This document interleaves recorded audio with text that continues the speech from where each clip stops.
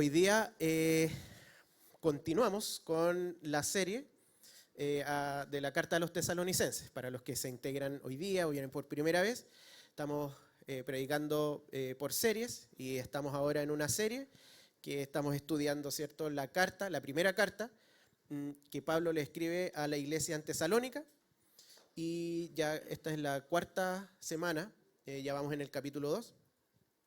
Y Claudio nos ha estado conversando, ¿cierto? Diciendo, mostrando, hemos estado estudiando cómo inició esta iglesia y el milagro realmente de esta iglesia que es vemos en esta carta cómo Pablo agradece, ¿cierto? Tiene un tono muy gozoso, muy cercano con ellos, de mucho agradecimiento, y en parte esto es porque él pudo estar muy poquito con ellos, ¿sí? Vimos también en Hechos cómo se gestó esto y el contexto de cómo se fundó esta iglesia es un contexto de harta persecución, de harta oposición a la palabra, al evangelio, a Pablo específicamente con sus colaboradores, y por eso mismo es que Pablo no pudo estar con esta iglesia mucho tiempo, a diferencia de otras iglesias donde él sí estuvo mucho tiempo enseñándoles y confirmándolos de alguna manera, estableciéndolos en la palabra. Así que esta iglesia no, y por eso es un milagro, porque a pesar de eso, es una iglesia en donde Pablo la alaba mucho por el trabajo, ¿cierto? Lo que hemos visto en las semanas pasadas. Y en ese sentido es un milagro, porque además estaba con mucha oposición. No era un contexto fácil, no era un contexto como el que estamos nosotros, que podemos libremente, aquí nadie viene y nos dice no pueden estar acá, o que nos persigan en nuestra vida, digamos, individual cada uno, que nos persigan por ser cristianos de esa manera, por lo menos. Entonces, es un milagro y vemos la mano de Dios obviamente en todo eso. Y la semana pasada veíamos cómo Pablo, la primera parte del capítulo 2, les decía en esta carta, hacía como una defensa de alguna manera de cómo ellos habían predicado el evangelio, cuáles habían sido sus motivaciones, de qué forma, y que esto venía de Dios, ¿cierto? Que ellos no lo predicaron con malas intenciones, ¿cierto? Para, no sé, para hacerse ricos o para obtener algún beneficio, sino que en el Espíritu y la palabra de Dios misma. Así que hoy día vamos a continuar con el capítulo 2, vamos a terminar el capítulo 2, y vamos a leer y vamos a comentar algunas cosas. Quedamos en el 12, ¿cierto? Así que continuamos. Dice, por lo cual, también nosotros sin cesar damos gracias a Dios de que cuando recibisteis la palabra de Dios que oísteis de nosotros, la recibisteis no como palabra de hombres, sino según es en verdad la palabra de Dios, la cual actúa en vosotros los creyentes. Siempre que Pablo diga o escriba que él agradece a Dios por algo, ahí hay que poner ojo. No es que el otro no hay que tomarlo en cuenta, pero es muy importante cuando Pablo agradece a Dios por la iglesia, por alguna virtud, por alguna acción, por alguna obra que esta iglesia haya hecho, porque obviamente eso que Pablo está agradeciendo es algo digno de imitar. Es algo que si Pablo se goza y agradece a Dios por eso, es algo muy importante que Pablo valora mucho en una iglesia. En este caso, ¿por qué es lo que da gracias Pablo? Porque cuando ellos oyeron la palabra, esta palabra que Pablo antes en el capítulo les está diciendo, así nosotros le predicamos a ustedes, es la palabra de Dios. Bueno, él agradece porque ahora los tesalonicenses al recibirla, la recibieron también, no como una palabra de hombre, sino como lo que es, lo que dice ahí, la palabra de Dios. Puede sonar redundante, ¿cierto? Que la palabra de Dios se reciba como la palabra de Dios, pero a veces no es tanto. Sobre todo a veces nos cuesta a nosotros realmente darle ese valor a la palabra de Dios. Entonces, Pablo, ¿qué es lo que les predica a ellos? ¿O cuál es la palabra de Dios que Pablo y los colaboradores le entregan a estas personas? Es el evangelio mismo, el mensaje de Cristo mismo. El mensaje de que Cristo vino a morir por ellos, ¿cierto? Y que todo aquel que en Él crea va a ser salvo y va a pasar una eternidad. ¿Va a ser salvo de qué? De sus pecados. ¿cierto? Entonces, parte de la palabra que Pablo les da es decirle a los tesalonicenses, oye, ustedes son malos, están enemigos de Dios, pero Cristo, como cantamos en la canción, ¿cierto? Un Dios tan grande, ¿cierto? Decidió venir a morir por nosotros. Y ese era el mensaje, el evangelio puro. Además, Pablo no tuvo tanto tiempo, así que probablemente se centró bastante en ese mensaje sencillo, de alguna forma, pero profundo y maravilloso. Entonces, cuando Pablo dice, bueno, ustedes, estoy contento porque le agradezco a Dios porque ustedes la recibieron, este evangelio, este mensaje lo recibieron como palabra de Dios y no como hombre. Y esto es sumamente importante porque si bien él era hombre, ellos recibieron de un hombre esta palabra, ellos la consideraron que provenía directamente de Dios. ¿Cómo es la palabra de hombre? ¿O qué significa esto? ¿Cómo es la palabra de hombre? La palabra de hombre falla, ¿cierto? Nuestras palabras fallan, no provienen siempre de la verdad, no es una verdad absoluta, lo que nosotros podamos decir o conocer o pensar. No nace de un corazón, o más bien dicho, nace de un corazón que si bien en el caso de nosotros cristianos es regenerado, pero es un corazón que todavía es engañoso, ¿cierto? Que está bajo la carne caída, ¿cierto? Entonces, la palabra de hombre no es confiable. Y por mucho, ahora no quiero decir que todo lo que provenga, digamos, de nosotros, que no esté explícito en la Biblia, sea solo pecado, ¿ya? Sí encontramos sabiduría de cierta manera, aunque entendemos que de todas maneras viene de Dios, pero aunque encontremos alguna virtud, alguna sabiduría en la palabra de hombre, no tiene, por ejemplo, la capacidad de transformar corazones, de cambiar vidas. Eso es solo algo que la palabra de Dios hace, porque la palabra de Dios no falla, la palabra de Dios es verdadera, nace de su propio corazón, y la palabra de Dios es capaz, es muy poderosa. ¿Cómo fue creado el universo? Mediante su palabra. Su palabra tiene el poder de crear, tiene el poder de destruir, y tiene el poder, como dice aquí, de actuar en los creyentes, de cambiar los corazones, de transformar las vidas. Eso es lo que la palabra de Dios hace. Por lo tanto, si el mensaje les llegó a los tesalonicenses y ellos lo hubiesen considerado de hombre, probablemente no hubiesen creído, ¿cierto? Finalmente esto tiene que ver con creer en Cristo. Pero Dios les concedió que ellos creyeran en la palabra, ¿cierto? Que ellos la entendieran como palabra de Dios mismo. Por lo tanto, como el evangelio había sido predicado, ellos creyeron legítimamente, ellos creyeron verdaderamente. Ahora, esto nos hace pensar, o me hace pensar a mí, y quiero invitarlos a que pensemos en eso, de cómo nosotros consideramos, ¿cierto?, la palabra de Dios. Porque para ellos, para los tesalonicenses, en ese momento la palabra de Dios probablemente eran solo las palabras de Pablo. Quizás después tuvieron cierto acceso al Antiguo Testamento, pero no tenían todo lo que tenemos nosotros. Para nosotros, cuando hablamos de la palabra de Dios, nos referimos a su Biblia, a su palabra. Ahí está, toda su revelación de Él mismo. Encontramos a Cristo ahí. Se me olvidó este versículo, pero ¿cómo veía Pablo de alguna manera que ellos habían aceptado esta palabra? ¿Por qué sabía él? Porque Pablo no ve los corazones, ¿cierto? No ve las intenciones de las personas. Y para eso quería volver al versículo 12, donde él, después de decirles cómo les había predicado, les dice, y en base a esto que le hemos predicado, les insistimos, les animamos, les exhortamos a que vivan de acuerdo al Evangelio. Vivan en obediencia, en respuesta a la obra de Cristo.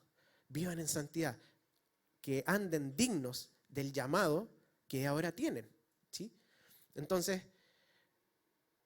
y después dice, y por esto agradezco que ustedes hayan recibido la palabra así. Por lo tanto, lo que Pablo hace o dice es que recibir la palabra, el Evangelio, como la palabra de Dios, eso se evidencia de alguna manera en nuestra forma de vivir. que es lo que ya habíamos leído, ¿cierto? Por lo cual, el versículo que leímos recién, el 12, los animaba a vivir de tal manera y después les dice, por eso, por lo cual también damos gracias, porque la recibieron de esa manera, ¿sí? No les dice, les damos gracias porque están viviendo así, no, sino que se va un poquito antes. Damos gracias porque recibieron la palabra, porque Pablo, su objetivo no es que ellos hagan cosas, sino que lo que ellos hagan o como vivan sea un reflejo del Evangelio, de este maravilloso mensaje de que Cristo vino a salvarnos y que ahora le pertenecemos a Él. Entonces, volviendo a nosotros, ¿cuál es nuestra actitud frente a la palabra de Dios? Porque nosotros muchas veces menospreciamos el tremendo privilegio que tenemos. Los tesalonicenses, en este momento, en el momento que Pablo llega, solamente tenían las palabras de Pablo, en términos de lo que tenían en palabra de Dios. Nosotros tenemos Biblias, probablemente cada uno tiene más de una Biblia. Tenemos Biblias en nuestros celulares, en las tablets, en los computadores. Si no tuviéramos Biblia, ponemos en internet y hay Biblias que podemos consultar. O sea, nosotros por lo menos, está lleno. El punto es, ¿cuál es mi actitud frente a la palabra? ¿Cómo la entiendo? ¿La valoro de la misma manera en que los tesalonicenses valoraron la palabra que Pablo les llevó? ¿Qué pasaría si Dios se aparece acá? Ya, hipotéticamente, porque no podríamos estar frente a Él, pero y nos hablara, nos dijera algo específico, ahora aquí, y nos hablara.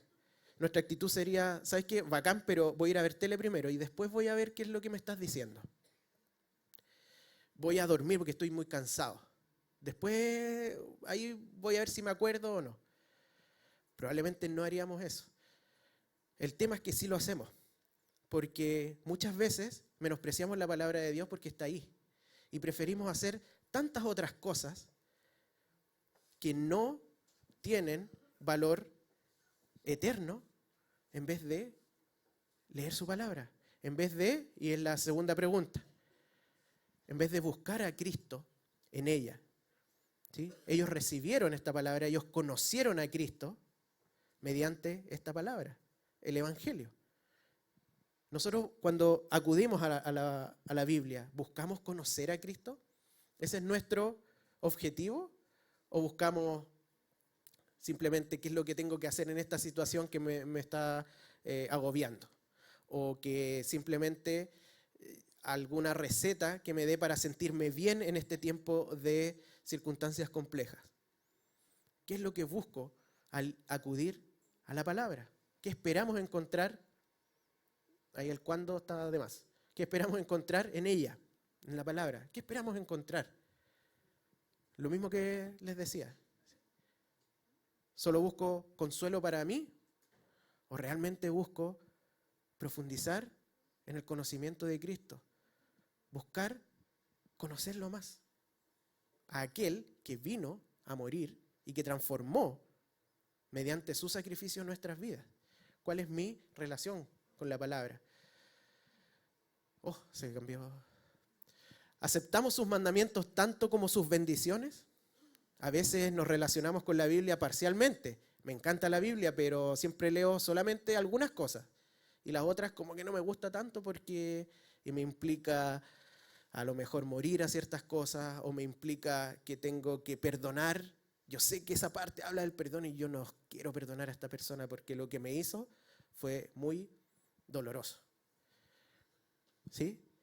Aceptamos todo porque la Biblia sí tiene promesas, tiene bendiciones y está súper bien y tenemos que leerla y tenemos que buscarlas. No digo que no, pero muchas veces nos quedamos en eso. O puede ser para el otro lado. Simplemente estamos llenándonos de mandamientos y no nos estamos gozando en conocer a Cristo, en buscar, en deleitarnos en sus promesas, en su gracia. ¿Sí? Debemos entender que es toda la revelación de Dios. Mi actitud cambia depende de la circunstancia. A lo mejor cuando estoy súper mal, no la pesco, porque no, si yo sé lo que dice, y no, y quiero simplemente hacer lo que yo quiero. O puede ser al revés, puede ser que solo acuda a ella cuando estoy mal, cuando me siento mal, cuando estoy en una circunstancia en donde me siento ahogado, pero cuando estoy bien, entre comillas, como no siento que algo me falta, como no siento incomodidad, como no siento que estoy viviendo dificultades, entonces, bueno, ¿para qué voy a acudir a ella? ¿Cómo cambia mi actitud frente a ella? Y si se fijan, todas estas preguntas tienen que ver también con quién es el foco. ¿Soy yo? Si soy yo, probablemente en todas estas preguntas vamos a estar mal, si yo soy el foco. Pero si mi foco es Cristo, y entiendo que aunque esté bien o esté mal, debo relacionarme con Cristo y es un gozo poder conocerlo a través de su palabra, deberíamos de alguna manera estar enfocados en eso. ¿Cómo nos relacionamos con la palabra? Porque los tesalonicenses la recibieron como palabra de Dios, autoritativa, por sobre todo, entendían que se debían someter, pero no religiosamente nomás, sino que mediante eso conocer a Cristo, a aquel que vino a salvarlos. Sigamos. Porque vosotros, hermanos, vinisteis a ser imitadores de las iglesias de Dios en Cristo Jesús que están en Judea, pues habéis padecido de los de vuestra propia nación las mismas cosas que ellas padecieron de los judíos. Ahora, vimos que, ¿cierto?, esta palabra, este mensaje, recibirla como palabra de Dios, también actúa, ¿cierto?, que era el versículo anterior, actúa en los creyentes. ¿De qué manera actuó en los tesalonicenses y cómo Pablo pudo darse cuenta de alguna manera que habían recibido la palabra así? Bueno, podemos ver hartas cosas en el capítulo 1, ¿cierto? Cuando hablaba de que ellos dejaron ídolos, ¿cierto? Y fueron en pos de Cristo, en pos de Dios. Pero también aquí en este mismo texto Pablo dice, porque vosotros, ¿cierto? Ellos, los tesalonicenses, pasaron a ser imitadores de las iglesias de Judea, las iglesias israelitas, las iglesias judías, ¿cierto? Ustedes pasaron a ser imitadores, son parecidos a ellos. ¿En qué sentido? En que ustedes están siendo perseguidos, en que ustedes están sufriendo padecimiento de sus compatriotas, al igual que ellos han sufrido de los judíos. ¿Y qué tiene que ver, de alguna manera, el padecimiento de la iglesia con haber recibido la palabra como palabra de Dios, o haberla valorado así? Tiene mucho que ver. Porque cuando habla de ser imitadores de las iglesias, en términos de padecimiento, está finalmente hablando de que esta iglesia está siendo imitadora de Cristo. Porque Cristo lo anticipó. Acordaos de la palabra que yo os he dicho, el siervo no es mayor que su señor, si a mí me han perseguido, también a vosotros os perseguirán. Cristo les dijo, ustedes son mis siervos, ustedes no van a ser superiores a mí en el sentido de que a ustedes no los van a tocar, ni no van a sufrir persecución, sino que si a mí, en unos versículos anteriores dice, el mundo, si a mí me aborreció, a ustedes también los va a aborrecer. Si a mí me aborreció, si a mí me persiguieron, a ustedes les toca lo mismo. Lo mismo. Ahora, cuando hablamos de padecer, no estamos hablando de cualquier padecimiento. No es, porque ¿por qué padecemos nosotros? Quizás una respuesta es, bueno, porque todos vivimos en un mundo caído, y hay sufrimiento y hay padecimiento. Pero eso es verdad para toda la humanidad, ¿sí? Es verdad para todos los que estamos bajo la maldición del pecado. Todos sufrimos enfermedades, sufrimos desilusiones, injusticias, peleas. Todos hemos sufrido acá. Pero lo que se está refiriendo a este tipo de padecimiento es lo siguiente, dice, refiriéndose a los judíos, dice, los cuales mataron al Señor Jesús y a sus propios profetas y a nosotros nos expulsaron y no agradan a Dios y se oponen a todos los hombres, impidiéndonos hablar a los gentiles para que estos se salven. Así colman ellos siempre la medida de sus pecados pues vino sobre ellos la ira hasta el extremo. Esto no tiene que ver con el sufrimiento en general, ¿ya? Tiene que ver con el padecimiento de esta manera. Dice, los judíos mataron, persiguieron a Cristo, lo mataron, mataron a sus profetas, echaron, expulsaron a los apóstoles, ¿cierto? Y ellos no quieren que sea predicado el evangelio a aquellos que no son judíos. O sea, están poniendo trabas, oposición a Cristo, al evangelio, a su iglesia. Es esa oposición del mundo caído en contra de Cristo, su evangelio y la iglesia. Ese es el tipo de padecimiento. Porque muchas veces uno dice o justifica o no justifica, sino que le da que la razón de que de ciertas circunstancias negativas que es espiritual, ¿cierto? Que no pueda optar a comprarme el último iPhone, no, es que es espiritual, ¿cierto? A los hijos de Dios nos pasan estas cosas. O que no pueda establecer una relación, ¿cierto? No, es que es porque es espiritual, ¿cierto? Se me pasó a veces la micro y es espiritual, ¿sí? No se trata de justificar todas las circunstancias normales, entre comillas, de un mundo caído porque somos cristianos. Este padecimiento tiene que ver por la causa de Cristo, por su causa, por su obra, por el avance del evangelio, por la vida en santidad, por cómo vivimos en respuesta al evangelio. Así lo dijo Cristo, ¿cierto? Bienaventurados sois cuando por mi causa os vituperen y os persigan y digan toda clase de mal contra vosotros, mintiendo, ¿sí? Porque pueden decir mal de nosotros, pero están diciendo la verdad, ¿cierto? Es por causa de Cristo. Entonces, los tesalonicenses estaban ellos padeciendo por la causa de Cristo porque vinieron a ser semejantes, en cierto sentido, en cierto grado, a Cristo mismo. Ellos comenzaron a vivir vidas dignas, como decía antes, del llamamiento. Esto no quiere decir que los tesalonicenses eran perfectos, que no pecaban, que no se caían. Sí lo hacían. Todos los hombres, ¿cierto? Y los cristianos nos caemos y pecamos. Pero ellos vivían una vida en conformidad con el evangelio que habían escuchado, que habían recibido. Ellos, esa palabra tan valiosa que les llegó, el evangelio, no solo la creyeron en un inicio, sino que respondieron en obediencia a ella y consideraron digno de someterse a su palabra, al evangelio, a sus mandamientos. Pero no desde un punto de vista religioso, sino desde un punto de vista primeramente relacional. ¿Hay que hacer cosas? ¿Hay que obedecer? Sí. Pero esto deriva de haber recibido, ¿cierto? Ese mensaje.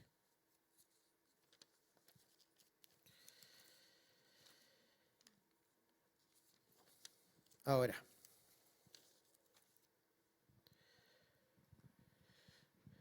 ¿qué tipo de padecimientos sufrimos nosotros por causa de Cristo? Porque a veces cuando leemos la Biblia, el Antiguo Testamento, el Nuevo Testamento también, a veces se nos hace muy diferente el contexto, porque la persecución en estos casos era física, o sea, los perseguían, los encarcelaban, los mataban, los azotaban, algo que probablemente la mayoría o ninguno de nosotros ha experimentado a ese nivel. Y a veces descansamos en que, bueno, cuando empiece, ¿cierto?, la persecución o cuando empiece, entonces ahí uno va a ser capaz de llevar esto o seguir vidas. Pero la verdad es que la verdad es que el Evangelio siempre tiene oposición. El Evangelio siempre tiene o lleva al padecimiento. No de esa manera, pero ¿qué cosas podemos padecer nosotros?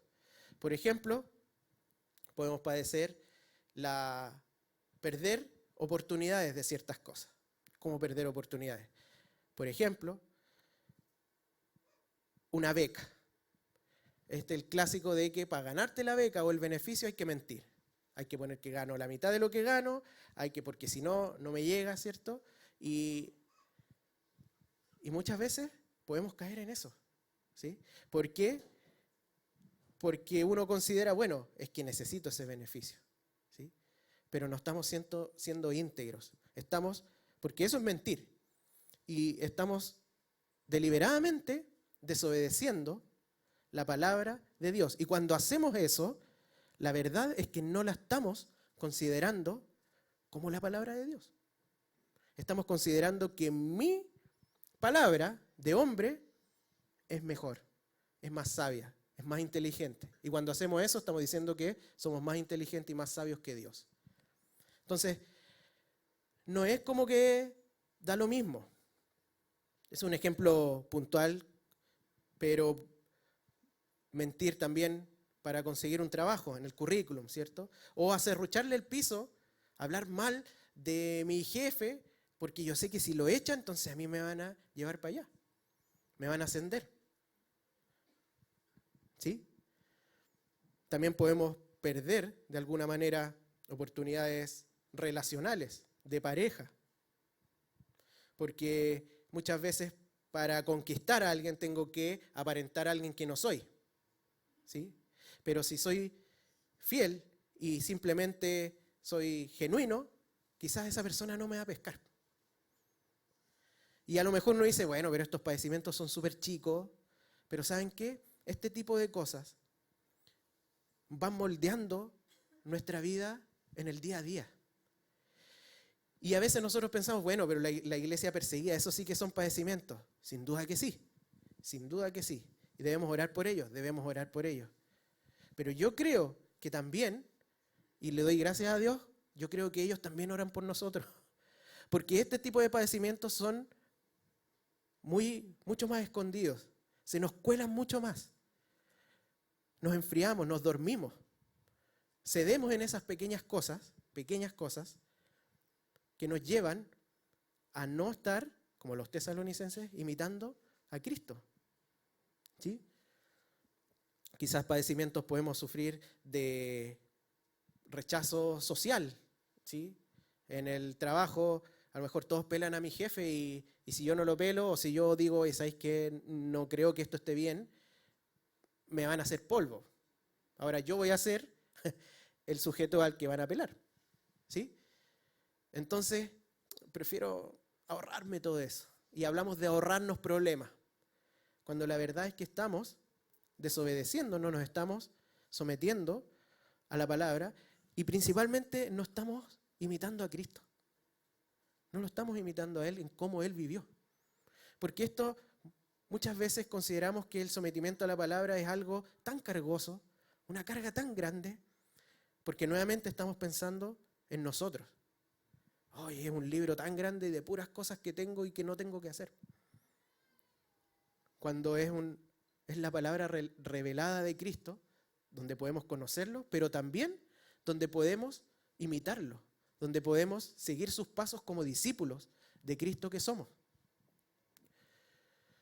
¿Qué hacemos cuando nos enfrentamos a la decisión de obedecer la palabra o evitar esos padecimientos? Por lo que hablamos, ¿cierto? No, ¿sabes qué? Mejor me voy a ahorrar porque no creo, y a veces justificamos, no creo que el Señor quiera que yo me lleve mal con mis compañeros. Entonces mejor les doy el amén en todo, paso piola. ¿Sí? O predicar en contextos ateos o anticristianos. Los estudiantes en la U probablemente, bueno, en los trabajos también, nos enfrentamos a esas cosas. ¿Sí? Predico el Evangelio a pesar de que yo sé que me van a llover o no. Y si no lo hago, ¿por qué no lo hago? ¿Porque quiero quedar bien con ellos? La verdad es que no estamos tomando la Biblia como palabra de Dios, no estamos buscando conocer a Cristo ni imitarlo, ni ser como Él. Seguimos. Antes de seguir, entonces, para ir recapitulando, los tesalonicenses recibieron el Evangelio, creyeron en Cristo. Ahora ellos obedecieron la palabra de Dios, obedecieron respuesta al Evangelio, ¿cierto? Ellos buscan imitar a Cristo. Y ahora continuamos. Pero nosotros, hermanos, separados de vosotros por un poco de tiempo, de vista pero no de corazón, tanto más procuramos con mucho deseo ver vuestro rostro. Por lo cual quisimos ir a vosotros, yo Pablo, ciertamente una y otra vez, pero Satanás nos estorbó. Vemos nuevamente la oposición, ¿sí? Yo imagino a Pablo escuchando esto, sabiendo que están padeciendo, que están sufriendo, que los están persiguiendo. Y como era Pablo, ¿cierto? Su corazón pastoral, y vemos el tono de la carta que era tan cercano con ellos, el deseo que él tenía de estar con ellos, de predicarles más la palabra, para que ellos fueran confirmados y pudieran estar estables y firmes en el Señor, que no cayeran ante la persecución, que no cayeran ante las tentaciones de pecado, que no cayeran. Yo me imagino que a Pablo le picaban las manos por ir, y es lo que está diciendo, ¿cierto? De vista, pero no de corazón. Su corazón está ahí con ellos. Él quería ir, pero Satanás de alguna manera lo estorbó, se lo impidió. ¿Cómo? No sabemos específicamente. Pero vemos que sigue esta oposición a Cristo, a su iglesia y a la expansión del reino, al evangelio. ¿Qué más dice? Porque ¿cuál es nuestra esperanza o gozo o corona de que me gloríe? ¿No lo sois vosotros delante de nuestro Señor Jesucristo en su venida? Vosotros sois nuestra gloria y gozo. Pablo decía, yo me gozo en ustedes. Yo me gozo, me glorío en ustedes. Y aquí no está hablando de vanagloria. Está hablando de, me gozo en ver los frutos de la predicación que el Señor me encomendó. Eso es lo que a mí me da gozo.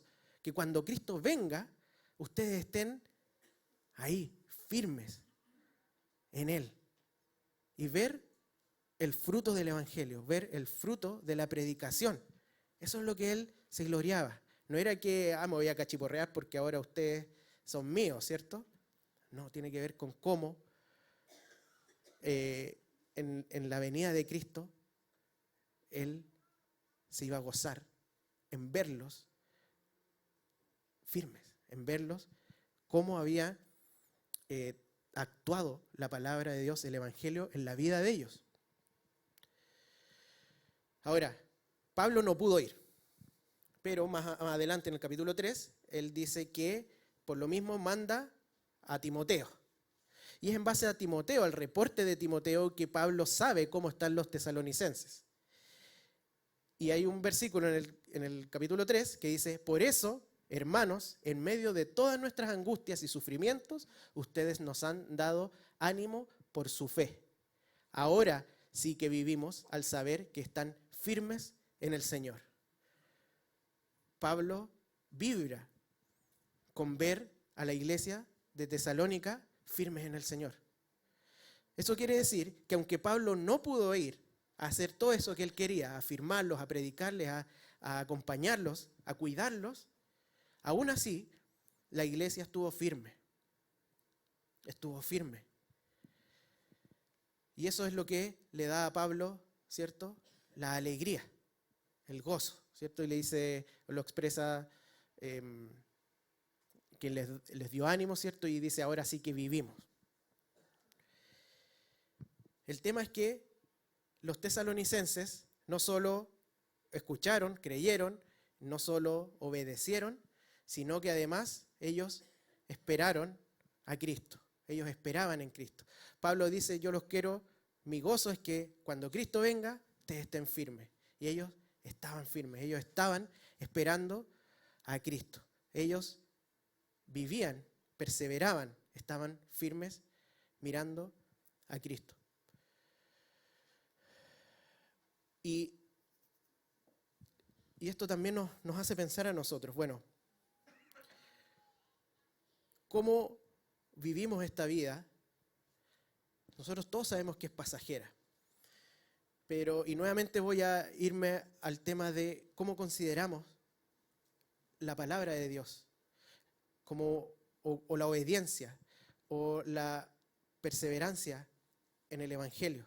La consideramos muchas veces una carga enorme, pero Cristo dijo que su yugo era ligero.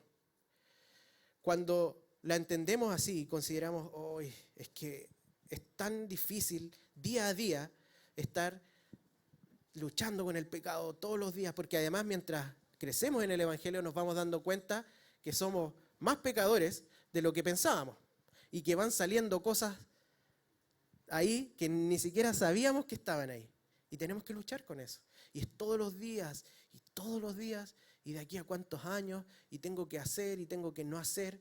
Y empezamos a hacerse cargosa, a hacerse gravosa, a hacerse pesada esta carga de cumplir y no cumplir. Y muchas veces nos relacionamos así con el Evangelio. Cuando el Evangelio no se trata, nuevamente, no se trata de nosotros. Y parte de eso tiene que ver con esperar a Cristo. Sí, nos sometemos, obedecemos, pero estamos esperando a Cristo. Estamos esperando a aquel que vino a morir por nosotros, a aquel a quien estamos imitando. Él va a venir. Cuando tenemos visitas en la casa y alguien que queremos mucho, por ejemplo, uno lo espera con la mesita puesta, lo espera con el pancito en el horno, lo espera con los huevitos ahí ya en el sartén, pero sin prender el fuego todavía, ¿cierto? Lo espera. Uno sabe que ¿qué es lo más importante? No es los huevos, no es la mesa, no es la comida, es la persona y cómo vamos a estar juntos, ¿cierto? Pero eso no quita que nos vamos a preparar, que vamos a recibirlo, que estamos esperando que esa persona llegue, y esta esperanza o esta esperar que la Biblia nos habla nunca es un esperar de dejar que el tiempo pase. No es esa la espera. Esperamos a Cristo, sí, que llegue luego. No es eso. Esperamos a Cristo activamente, buscando de Él, conociéndolo, imitándolo, sometiéndonos a su palabra, pero no gravosamente, sino que porque quiero que cuando Él llegue, me vea que he estado imitándolo, que he estado conociéndolo más, que he estado glorificándolo a través de cómo vivo. Es tan importante recordar que Cristo viene. Y puede que venga ahora, puede que venga mucho tiempo más. El tema es que es algo a futuro, pero eso determina muchas cosas en el presente, en cómo vivimos. No esperamos simplemente que el tiempo pase. Esperamos a Cristo y esperamos en Cristo. ¿Sí? Entonces, ya para ir terminando, los tesalonicenses, como hablamos al principio, Pablo agradece por los tesalonicenses. Por lo tanto, es algo digno de imitar. Y podemos aprender mucho de los tesalonicenses. Con un poquito de conocimiento que ellos tenían, ellos recibieron el Evangelio con gozo, porque lo valoraron como palabra de Dios. En ese nivel, no como palabra de hombre donde lo puedo desechar o no, es la palabra de Dios. Además, ellos respondieron en obediencia, por lo mismo, por cómo consideraban la palabra de Dios, y finalmente estuvieron firmes en el Señor. Y esto es lo mismo a ellos creyeron en Cristo. Ellos imitaron a Cristo y ellos esperaron a Cristo y en Cristo. Porque todo esto no se trata de nosotros. No se trata de nosotros, se trata de Cristo. Toda nuestra vida, parte del mensaje de que Él murió es que Él nos compró. Somos de Él. Y eso es lo que los tesalonicenses vivieron. Y Pablo alaba. No se trata solo de esforzarnos por eso. Y a veces nos esforzamos en imitar, en obedecer, y nos va mal. Y a veces queremos estar firmes y todo, y nos va mal. Quizás muchas veces nos falta la primera parte, que es la palabra de Dios. Cómo me relaciono con ella. Cómo busco conocer a Cristo. Si trato de obedecer y mi Biblia está tirada por ahí, y no persevero en eso, va a ser muy, muy difícil, solo por milagros de Dios que nos mantiene. Y finalmente es Él que nos mantiene. Pero nosotros estamos llamados, como decía al principio, dignos del llamamiento, estamos llamados a enfocarnos, a centrarnos en Cristo. La palabra, el centro es Cristo. En nuestra forma de vivir, el centro es Cristo. En nuestra espera, en qué estamos esperando, el centro es Cristo. Él es el centro de todo. Y eso define cómo vivimos. Si centramos en nosotros, va a ser una carga gravosa. Si centramos en Cristo, va a ser un deleite y un gozo. Quizás no de un día para otro, pero sí vamos a ir creciendo en eso durante toda la vida. Vamos a orar. Señor, te damos tantas gracias porque tú moriste, Señor, por nosotros y porque hemos escuchado tu mensaje, Señor. Y porque tú, por tu obra, Señor, por tu gracia, es que hemos podido creer en ti, Señor. No es por nuestros méritos, es porque tú quisiste, Señor. Te agradecemos porque podemos creer en ti y porque también vemos cómo eso ha impactado, Señor, nuestras vidas. Pero queremos pedirte, Señor, que tú nos sigas ayudando, Señor, que podamos entender que esto se trata de ti. Queremos conocerte en tu palabra, queremos imitarte, queremos ser como tú. Queremos ser tus discípulos, somos tus discípulos, queremos vivir como tus discípulos, Señor. Entendiendo que tú vuelves, Señor. Y queremos prepararnos. No porque eso sea más importante que tu venida, pero queremos prepararnos, queremos que esta espera, Señor, sea una espera activa en ti. Te esperamos a ti y esperamos en ti, Señor. Te agradecemos, Padre, porque podemos ver el ejemplo de los tesalonicenses y podemos gozarnos en ellos y también aprender de ellos. Te agradecemos por todo y lo pedimos en el nombre de Jesús. Amén.